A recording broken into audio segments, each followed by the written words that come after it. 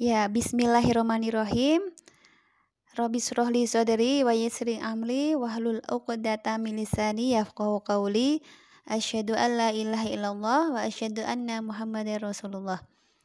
Baik, ibu-ibu semua, kita masuk ke sesi kuwa kali ini dengan tema menjadi ibu tenang mendampingi anak belajar dengan segala keunikannya. Seperti yang kita ketahui bahwa kita adalah seorang perempuan ya ibu-ibu ya. Ibu adalah madrasah pertama bagi anak.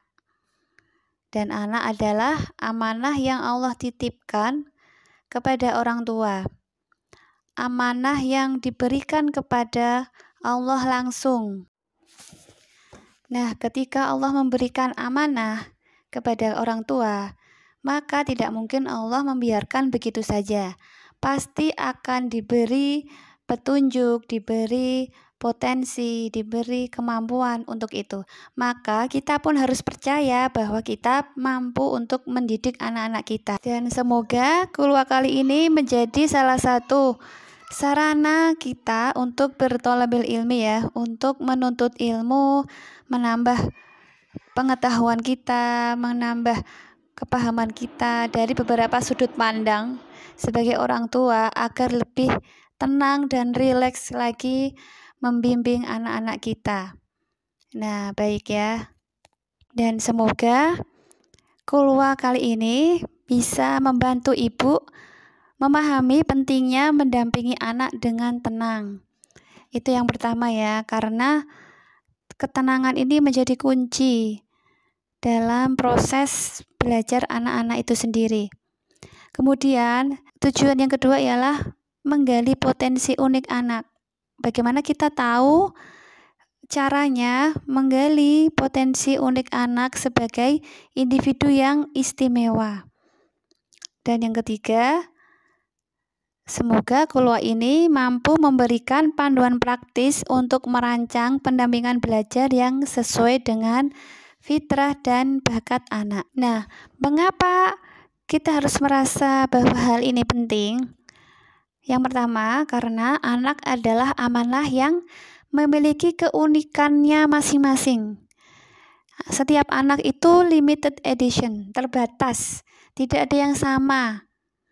Bahkan anak kembar pun meskipun fisiknya sama, pasti berbeda dari segi minatnya, sifatnya, kecenderungannya, begitu. Nah, selain setiap anak unik, setiap anak juga terlahir dengan fitrah yang baik. Jadi kalau kita pernah mendengar istilah anak itu seperti kertas kosong, itu ternyata salah ya. Karena kalau kita orang Islam meyakini bahwa setiap anak itu terlahir suci, terlahir baik. Dalam sebuah hadis ya diriwayatkan, setiap anak itu semua terlahir dalam keadaan suci, terlahir dalam keadaan fitrahnya baik, sudah berislam. Nah, kalau ditarik ke belakang ya, kenapa setiap manusia yang lahir itu semua terlahir suci, sudah berislam? Karena ternyata sebelum berada di alam rahim, manusia itu ya kalau di perjalanan alam itu kan di alam ruh dulu ya, kemudian di alam rahim, kemudian di alam dunia, kemudian baru di alam kubur dan di alam akhirat. Jadi perjalanan manusia itu sebenarnya panjang. Sebelum berada di alam rahim, manusia itu berada di alam ruh. Dan di sana, di alam ruh itu, kalau Allah sampaikan di Quran surat Al-A'raf ayat 172 sampai 173 ya. Allah bertanya kepada setiap ruh, bertanya kepada setiap manusia. Pertanyaannya adalah alastu birabbikum, bukankah aku ini Tuhanmu? Dan manusia menjawab, betul, engkau adalah Tuhan kami menjadi saksi ya. Nah, di situ pun Allah menegaskan bahwa perjanjian ini dibuat agar manusia tidak bisa membantah di hari kiamat dengan alasan tidak tahu atau tidak sadar. Jadi sebenarnya fitrah yang lahir dari setiap anak itu adalah fitrah baik, fitrah Islam. Kemudian dari pendidikan itu, sebenarnya tujuan pendidikan itu apa sih? Jika kita ingin anak kita pandai sesuatu, pintar sesuatu, kita harus tahu dulu sebagai orang tua, tujuan dari pendidikan itu apa? Karena pendidikan itu berbeda dengan persekolahan ya. Kalau saya mengambil referensi dari Bapak Pendidikan ya, Ki Hajar Dewantara, beliau pernah mengatakan bahwa tujuan pendidikan adalah menciptakan manusia yang merdeka secara lahir batin, sehingga ia mampu hidup secara mandiri, bertanggung jawab, dan memberikan manfaat bagi dirinya sendiri maupun masyarakat. Tapi dalam Islam, konsep tersebut harus dibungkus dalam rangka untuk mencari ridho Allah. Karena bagaimanapun kita harus meyakini bahwa kalau tadi ya di awal saya sampaikan, perjalanan manusia itu mulai dari alam ruh, alam rahim, alam dunia yang saat ini kita lalui, dan kemudian kelak akan ada perjalanan kehidupan di alam kubur, kemudian di akhirat. Itu semua dalam rangka agar bisa selamat ya di dunia dan di akhirat. Nah, bagaimana agar bisa selamat di akhirat ya, di dunia dan di akhirat? Yaitu mencari ridha Allah. Ya, jadi semua aktivitas yang dilakukan itu dalam rangka mencari keridhaan Allah. Ya, jadi soal nanti masuk surga atau mendapat pahala itu sebenarnya hanyalah bonus. Itu hanyalah efek samping. Yang terpenting itu adalah bagaimana Allah itu ridho. Nah, kemudian pendampingan yang tenang ini bisa tercipta jika ibunya juga tenang. Bagaimana ibu bisa tenang? Rasa tenang ini harus berangkat dari keyakinan bahwa setiap anak itu mempunyai fitrah belajar yang hebat dari dalam dirinya, ya, sebagai bekal seorang khalifah di muka bumi. Ya, jadi ibu harus benar-benar yakin sehingga tidak ada kekhawatiran atau kecemasan berlebih dari orang tua ketika anaknya malas belajar, susah konsentrasi, tidak bisa duduk tenang, tidak mau menyimak misalnya. Jadi setiap manusia yang lahir itu memiliki fitrah yang baik ya. Salah satunya adalah fitrah belajar. Karena manusia mempunyai tugas sebagai khalifah di muka bumi. Ketika Allah menciptakan Nabi Adam di surga, kemudian Nabi Adam ini diberi bekal berupa akal pikiran sehingga bisa menyebut nama benda yang itu tidak bisa dilakukan oleh malaikat, iblis, dan ciptaan Allah yang lain. Dan itu sebenarnya harus benar-benar kita yakini sebagai bekal yang Allah berikan kepada setiap hambanya.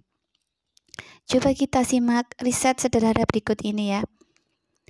Jauh di India ada kampung miskin, di mana ada anak-anak miskin yang tidak pernah melihat komputer seumur hidupnya dan tidak bisa berbahasa Inggris.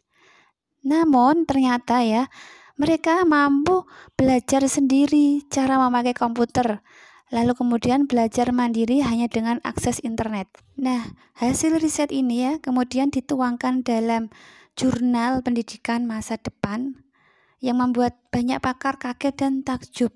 Kok ada ya kayak gitu?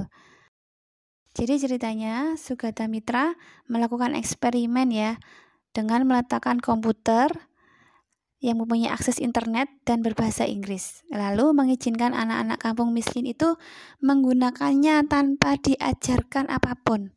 Hanya diletakkan begitu saja.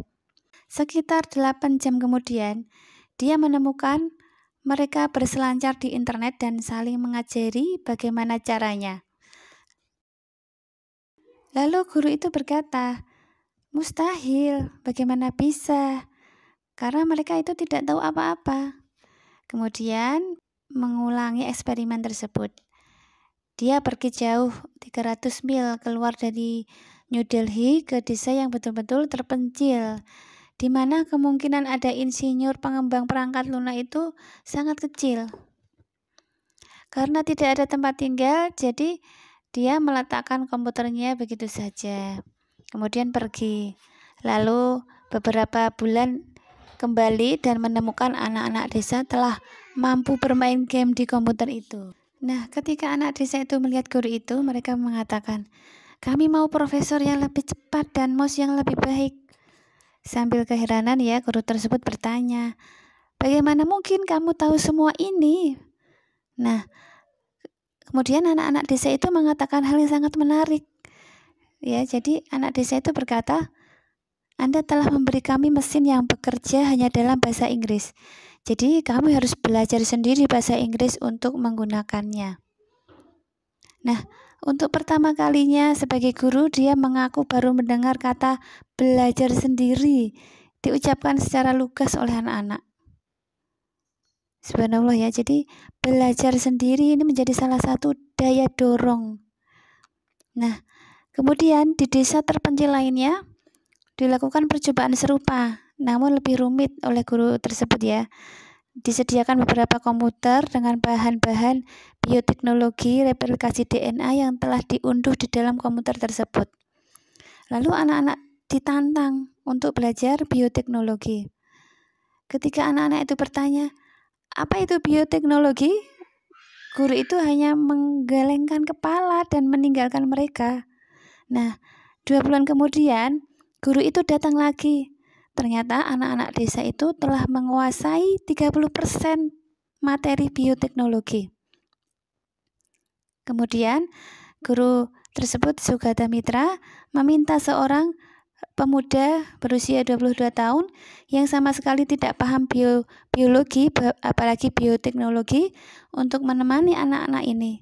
Tidak untuk mengajarkan apapun ya, tetapi hanya bertindak seperti seorang nenek yang memberi semangat. Ya, guru itu berpesan, "Berdirilah di belakang mereka. Ketika mereka melakukan apapun, katakan saja, 'Wow, bagaimana kamu melakukannya? Ada apa di halaman selanjutnya?' Gitu. 'Wah, ketika saya seumuranmu, saya tidak bisa melakukannya. Ayo semangat!' Begitu, kurang lebih ya. Kamu tahu kan apa yang nenek-nenek lakukan?" Begitu kata Sugata Mitra. Dalam 2 bulan kemudian, anak-anak desa terpencil telah menguasai bioteknologi ya, melonjak 50%, sama seperti siswa-siswa di sekolah kaya di kota besar dengan guru bioteknologi yang sudah terlatih. Nah, begitu pula secara tim, anak-anak desa diminta berkelompok. Setiap kelompok 1 komputer. Lalu mereka diminta membuat riset dengan menggunakan sumber pengetahuan dari internet dan bebas berpindah kelompok jika kelompok itu lebih seru. Nah, ternyata mereka benar-benar bisa melakukan riset dengan mengorganisasi belajar mereka sendiri atau biasa disebut self-organized learning. Masih banyak ya rangkaian riset dengan bermacam ukuran dan model ya, yang semuanya itu menunjukkan bahwa sesungguhnya manusia itu adalah pembelajar yang tangguh. Hanya lingkungannya lah yang terlalu banyak menjejalkan atau mungkin mengajarkan ya, sehingga anak itu kehilangan gairah fitrah belajarnya. Nah, kesimpulan dari riset yang dilakukan oleh Sugata Mitra ini ya, bahwa anak-anak itu ternyata mampu belajar mandiri jika diberi kebebasan dan kesempatan.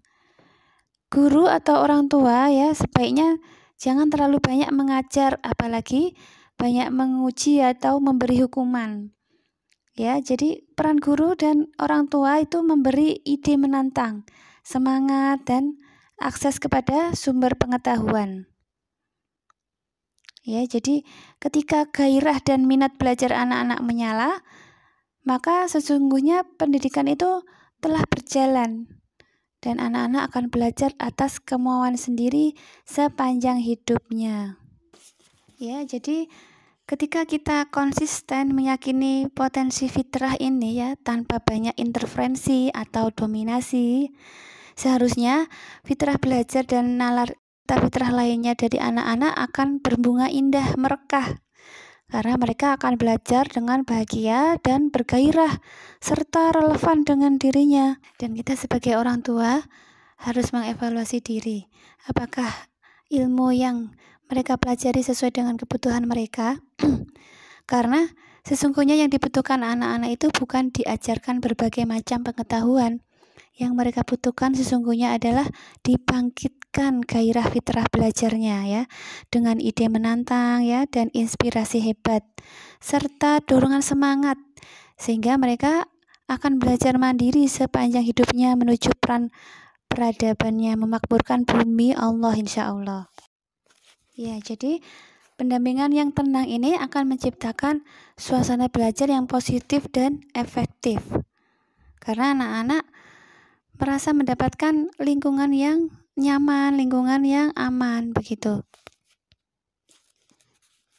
Nah, kemudian peran ibu ini sangat krusial ya dalam mengenali potensi dan bakat anak. Karena apa?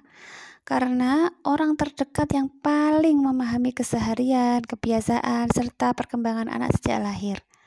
Bahkan sejak di dalam perut ya, sejak di dalam kandungan, yang paling merasakan pertama kali keterhubungan itu adalah ibu. Nah, jadi ibu juga yang menghabiskan banyak waktu bersama anak ya, sehingga memiliki kesempatan untuk mengamati kebiasaannya ya, minatnya, kecenderungannya sejak dini.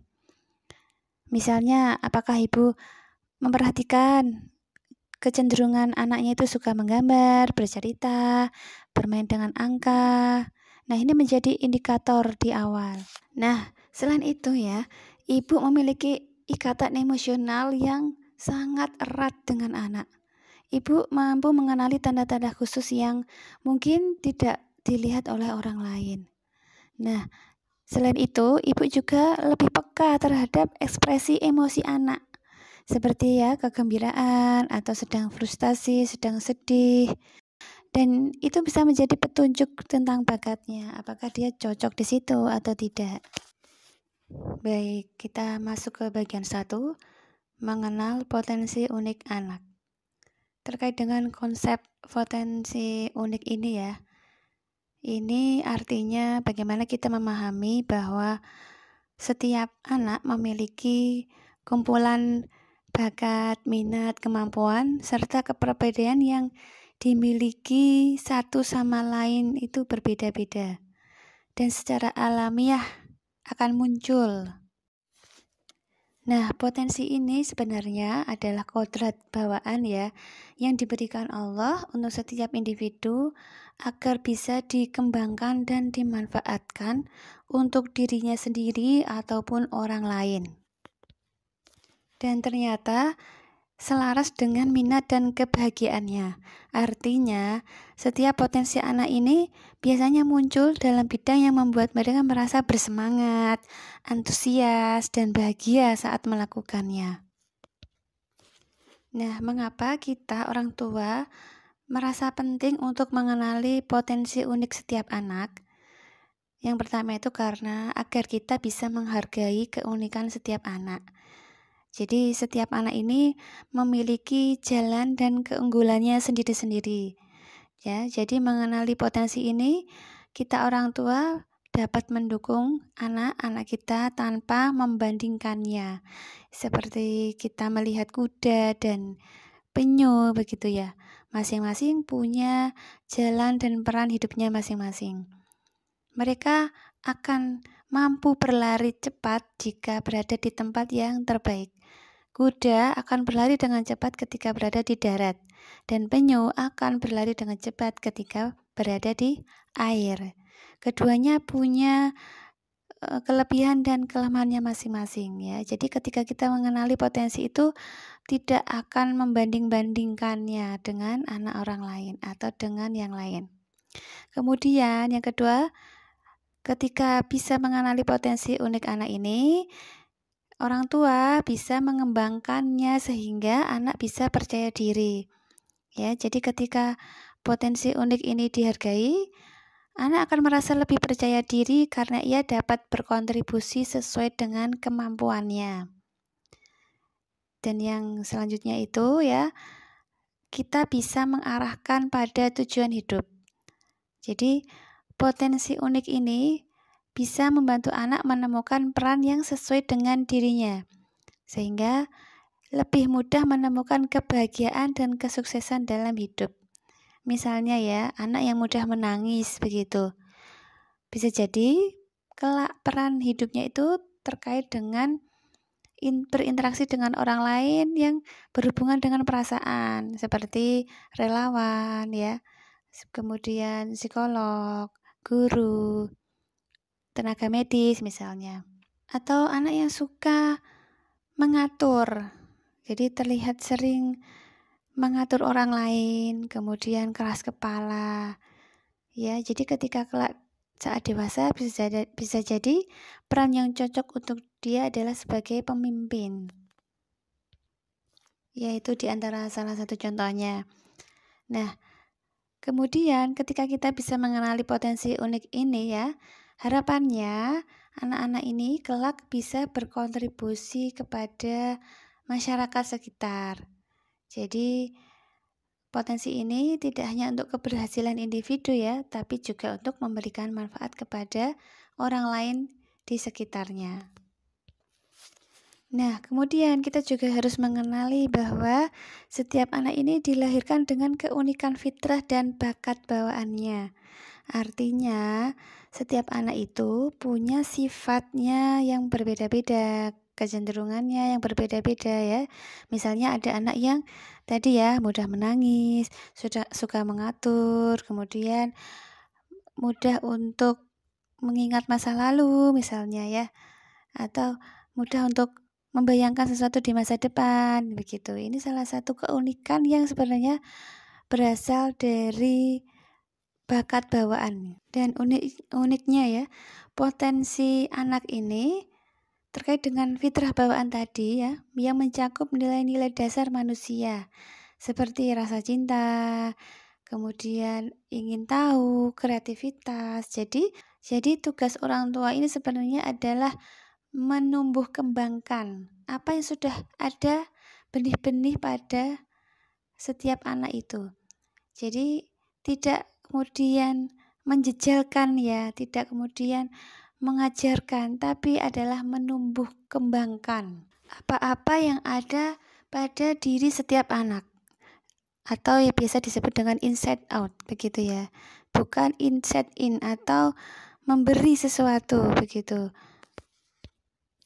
Dan kita, tugas orang tua akan lebih ringan karena sejalan dengan kodratnya ya, tidak kemudian berambisi dan memasukkan semua yang dianggap orang tua penting, padahal bisa jadi menurut anak itu tidak relevan begitu. Selain sejalan dengan kodratnya ya, kita sebagai umat muslim ya pasti paham ya bahwa hadis arba'in pertama ini terkait dengan niat ya.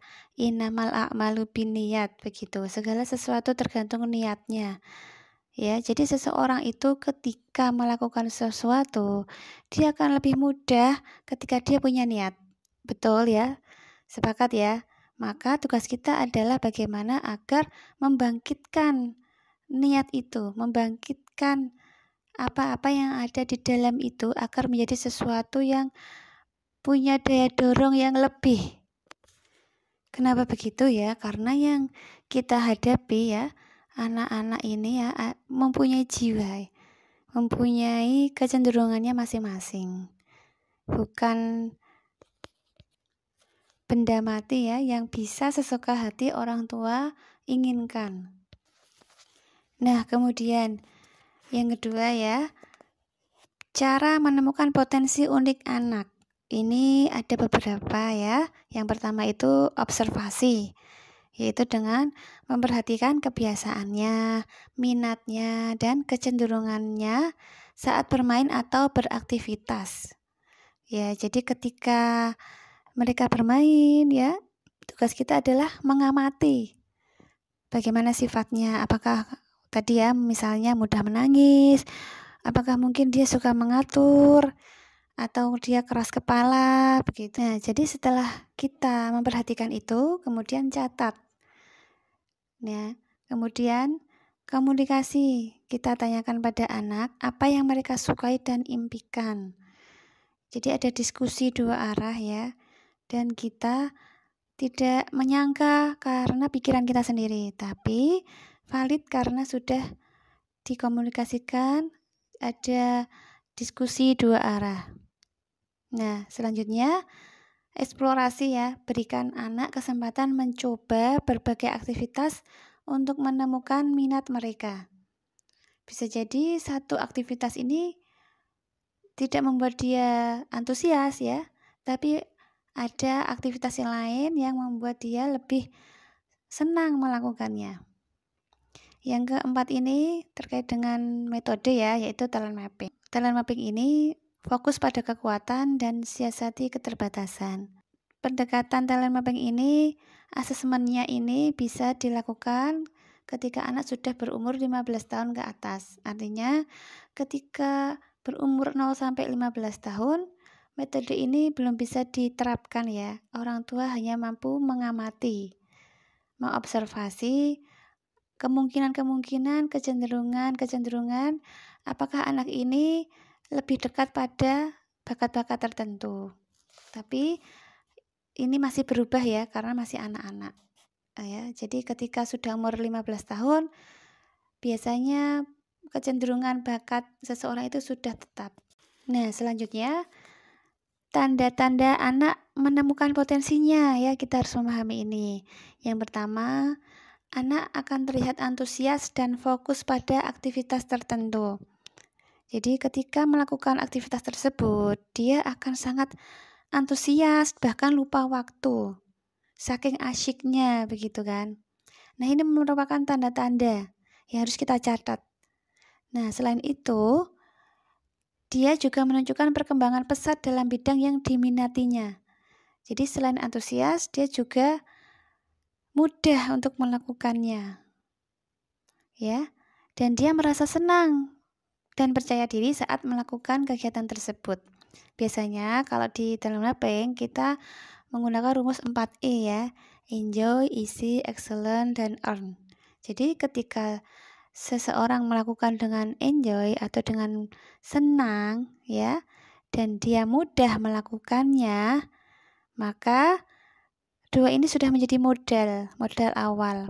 Biasanya anak-anak itu akan diamati aktivitas yang enjoy dan easy ini ketika berumur SD. Ya, sampai kira-kira umur 10 tahun. Nah, kemudian tahap selanjutnya adalah menempa dengan excellent ya. Entah itu dengan teori atau dengan praktek langsung atau magang begitu. Bahkan ketangguhannya pun akan diuji di excellent ini. Apakah dia hanya sekedarnya atau dia bisa kuat bertahan pada suatu kondisi. Enjoy, easy, dan excellent, maka ia bisa earn atau bisa menghasilkan. Sebenarnya filosofinya itu lebih kepada sukses ya. Kesuksesan itu menjadi bahan bakar agar bermanfaat kepada orang lain. Semakin sukses maka dia akan semakin bermanfaat ya, sepakat ya. Dan bagaimana menjadi bermanfaat ketika ia bisa dibutuhkan oleh orang lain. Ya, jadi semakin dibutuhkan orang ya, semakin bermanfaat, maka insya Allah akan terjamin rezekinya ya, sepakat ya. Dan ini merupakan kesuksesan yang sebenarnya. Ketika dia melakukan dengan senang hati, mudah, dan dibutuhkan oleh orang lain, dan otomatis rezekinya pun itu akan selalu mengikuti kemana arah dia bergerak. Nah, biasanya tahap excellent ini akan diuji ketika usia-usia SMP. Apakah dia akan konsisten dengan apa yang dia suka dan dia mudah untuk melakukannya, begitu. Dan akan bertahap sampai dia SMA ya. Dan selanjutnya memasuki jenjang berikutnya ya, yaitu di universitas. Dia akan mencari keilmuan-keilmuan yang sesuai dengan apa yang dia butuhkan. Jadi insya Allah tidak ada kata lagi yang namanya salah jurusan. Baik, sekarang kita memasuki bagian kedua, teknik menjadi ibu yang tenang. Nah, mengapa ketentraman ini penting? Karena anak membutuhkan suasana emosional yang stabil untuk belajar ya. Ini jelas ya, ketika suasana emosional ini tidak aman, anak akan terganggu. Salah satunya terganggu dalam kegiatan belajar. Nah, selain itu, ketegangan atau emosi negatif dari ibu ini dapat mempengaruhi anak secara langsung. Jadi tidak bisa dipungkiri ya, ketika suasana di rumah itu tidak tenang, anak pun juga akan merasakannya. Ya, kemudian bagaimana sih langkah-langkah menjadi ibu yang tenang? Yang pertama, membangun kesadaran diri ya, diri kita sendiri ya, sebagai seorang ibu, mengenali emosi diri dan pahami pemicunya. Kita harus mengenali diri sendiri ya Bu ya. Di situasi apa kita mudah untuk marah, untuk sedih, kita harus memahami itu. Apakah karena kecapean atau kurang dekat dengan Allah, misalnya tahajudnya terlewat, begitu. Saya pernah membahas ini pada sebuah kesempatan lain ya. Cara mengenali emosi diri pada ibu itu dengan asesmen fitrah keibuan. Jadi misalnya ketika pemicunya itu karena inner child itu ya, jadi harus digali apakah ada luka masa lalu atau karena kurang bisa memaafkan. Jadi ketika dalam pengasuhan sebelumnya itu kurang sosok seorang ibu, jadi kurang energi feminim, sehingga ketika anak melakukan kesalahan itu ibu itu mudah terpancing emosi, mudah marah ya, dan sulit memaafkan. Bertanya kepada diri sendiri, bermuhasabah. Bahkan ketika penyebabnya itu karena kelelahan, itu bisa dirunut juga. Apakah kelelahan ini karena asupan makanannya itu kurang toyib, begitu ya, kebanyakan makan gorengan mungkin, sehingga energinya itu kurang untuk beraktivitas, karena asupan yang masuk ke dalam tubuh itu tidak sehat. Nah, selanjutnya adalah melatih teknik mindfulness untuk menjaga ketenangan. Ya, jadi mindfulness ini adalah menghadirkan kesadaran, menghadirkan hati pikiran pada kondisi yang saat ini sedang dilakukan. Kenapa ini penting? Karena ketika kesadaran itu mampu hadir, kita akan lebih bisa memaknai apa yang saat ini sedang terjadi. Dan ini akan lebih kepada sikap ridho ya, rela menerima apapun yang sedang Allah hadirkan.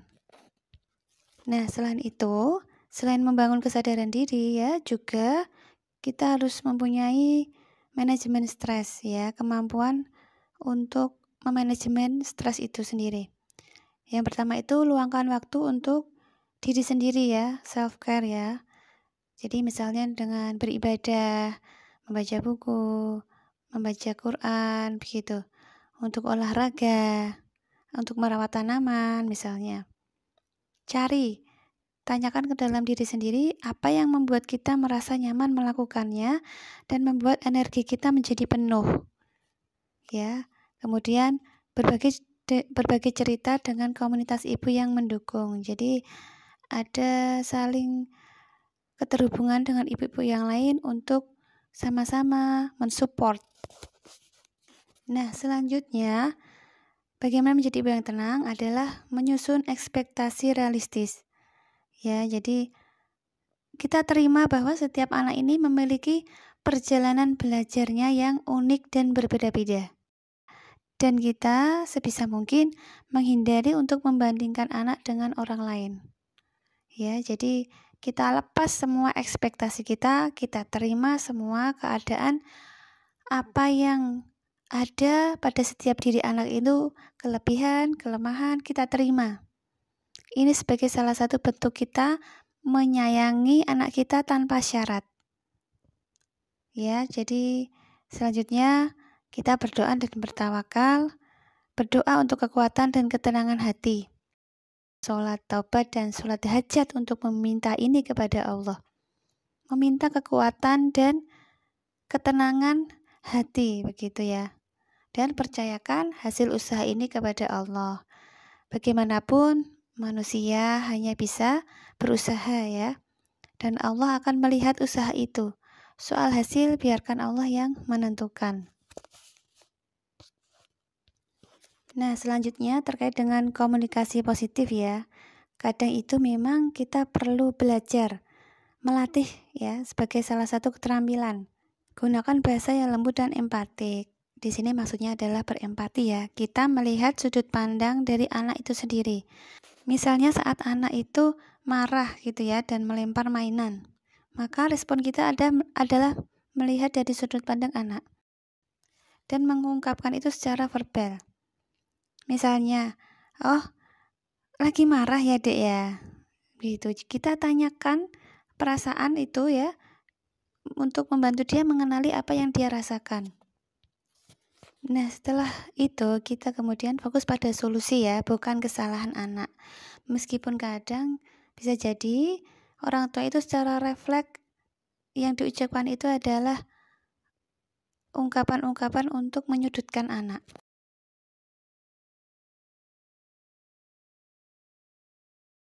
Dan dengarkan anak tanpa menghakimi. Ya, jadi kita lebih bisa menerima semua alasan yang dia sampaikan, apapun yang dia ungkapkan, kita terima, kita dengarkan. Dan kita maafkan. Karena bagaimanapun, fitrah seorang ibu itu adalah samudra lautan maaf ya, mudah untuk memaafkan kesalahan anak-anak itu ya, apalagi anak yang belum balik. Mereka masih dalam taraf belajar, yang namanya salah itu pasti akan mudah untuk dilakukan. Maka sebagai orang tua, kita selayaknya memaafkan dan memberi kesempatan. Jadi ibarat menanam ya. Saat ini itu kita sedang fase menanam. Belum saatnya untuk melihat buahnya. Belum saatnya untuk memanen hasilnya. Nah, dalam fase menanam itu yang dibutuhkan memang kesabaran dan kerelaan hati untuk mau memaafkan. Baik, kita masuk ke bagian 3, merancang rencana pendampingan yang selaras dengan fitrah dan bakat anak. Ya, jadi yang pertama, kita harus memahami prinsip dasar rencana pendampingan itu sendiri. Ya, jadi ini disesuaikan dengan usia dan tahap perkembangan anak itu. Kita mereferensikan ke framework FBE. Di sana sudah dibagi ya tahap-tahap usianya. Ketika berbicara terkait dengan anak-anak, maka harus dilihat juga dia pada usia berapa tahun. Apakah berada di usia pralatih, usia dini ya 0-7 tahun? Apakah di usia prabalik 1 ya 7-10 tahun ya, usia mumayyiz ya, atau pada usia 11-15 tahun ya, usia prabalik ya, usia tamyiz ya, atau usia 15 tahun ke atas, usia akil balik. Semoga ada kesempatan lain ya yang bisa lebih panjang lagi untuk menjelaskan ini. Nah, selain itu juga libatkan anak dalam proses perencanaan. Jadi karena ini yang subjeknya adalah anak ya, maka orang tua berfungsi sebagai fasilitator, memfasilitasi ya bagaimana proses itu berlangsung dengan cara melibatkan mereka dalam proses perencanaan ini. Dan fokus pada keunikan anak ya, karena setiap anak ini berbeda. Ini terkait dengan kurikulum personal, tidak sesuai dengan standar umum ya, yang selama ini kita lihat di sekolah-sekolah itu biasanya kurikulum secara umum. Padahal setiap anak itu terlahir dengan keunikannya berbeda-beda, kecenderungannya berbeda-beda, maka kurikulum personal ini orang tuanya lah yang membuatnya. Nah, selanjutnya terkait dengan langkah membuat rencana pendampingan. Yang pertama itu identifikasi tujuan ya. Jadi apa saja yang ingin dicapai anak dalam jangka panjang dan jangka pendek. Semua tertulis ya. Kemudian pilih aktivitas pendukung. Pilih kegiatan yang relevan dengan minat dan bakat anak.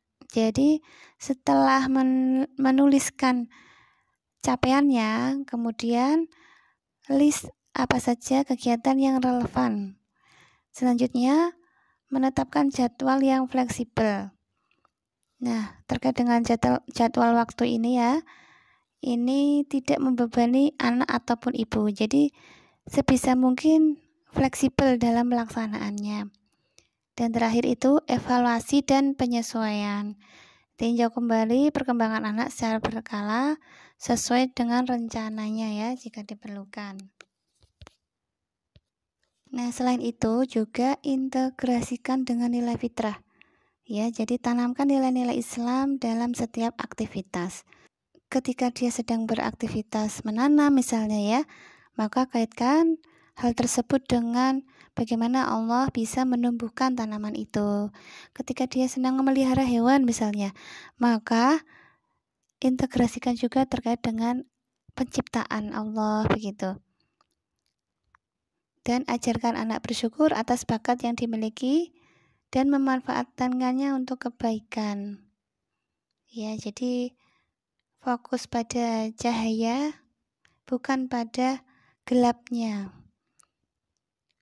Fokus pada cahaya fitrah diri anak ini ya, terkait dengan apa saja yang harus kita syukuri yang ada pada diri anak itu, dan bantu mereka untuk mensyukuri juga apa yang ada pada diri mereka. Sehingga fokusnya itu pada cahayanya, bukan pada gelapnya, bukan pada kelemahannya. Selanjutnya ya, ini ada beberapa panduan praktis untuk ibu. Yang pertama itu tips praktis mengelola waktu. Ya, jadi buat jadwal harian sederhana. Dari bangun tidur sampai tidur lagi, coba di list waktu-waktu kita gunakan untuk apa saja. Nah, setelah itu tetapkan prioritas antara waktu belajar anak, waktu keluarga, dan waktu pribadi. Jadi kita harus punya prioritas mana saja yang itu penting dan tidak penting. Terkait dengan prioritas ini, kita analogikan dengan sebuah ember ya. Ketika kita memasukkan yang pertama itu adalah batu besar ya, dan kemudian kita memasukkan yang kedua itu batu kecil atau pasir, kira-kira muat tidak ya? Insya Allah muat ya. Nah, tapi sebaliknya ketika kita memasukkan terlebih dahulu batu-batu kecil atau pasir, baru kemudian batu besar, muat tidak ya? Tidak akan muat ya. Seperti itulah kita mengalokasikan waktu. Nah, selain itu juga lakukan pendekatan kreatif. Gunakan alat peraga sederhana untuk mendukung pelajaran ya. Atau libatkan permainan edukatif yang sesuai dengan usia anak. Tidak perlu mengada-ada, tapi lakukan apa yang ada. Gunakan apa yang ada di sekitar sebagai media belajar. Nah, selanjutnya terkait dengan langkah untuk mulai mengidentifikasi talent mapping pada diri anak ya, ini dengan cara mencatat kegiatan yang anak sukai.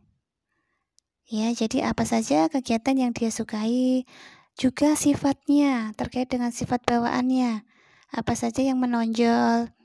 Kemudian amati bidang yang menunjukkan perkembangan pesat. Jadi diamati ya, dan diskusikan dengan anak untuk memahami apa yang membuat mereka merasa bahagia. Ngobrol gitu ya Bu ya. Nah, ini terkait dengan contohnya ya. Misalnya aspek minat. Pertanyaannya, apa yang anak sukai lakukan di waktu luang ya? Ketika dia waktu luang itu dia senang apa? Contohnya menggambar. Kemudian